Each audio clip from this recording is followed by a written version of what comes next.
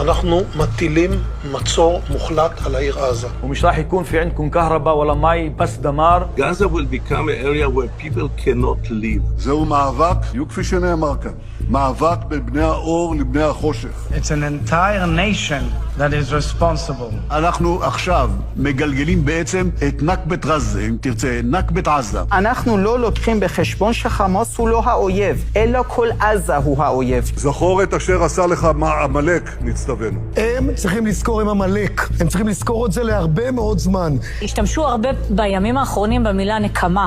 אני לא קוראת לזה נקמה, אני קוראת לזה צדק. אני רוצה לשמוע פגזים וארטילריה כבדה. צריך להקים התיישבות יהודית בשטח רצועת עזה, כדי שתהיה שם נוכחות יהודית לאורך זמן.